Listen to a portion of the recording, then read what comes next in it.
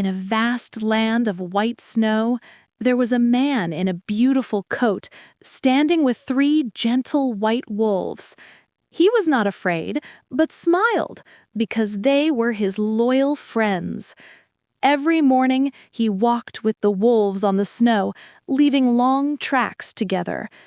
The villagers called him the friend of wolves, because he brought peace to the land.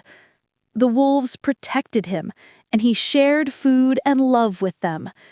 One time, he played the flute on the mountain, and the wolves howled along like a winter song. Children followed, laughing, and saw the wolves as big, friendly dogs. Even when snow fell thick, everyone felt warm because of this bond. Day by day, they made happy memories together. In the white world of snow, the friendship between man and wolves became a beautiful story forever.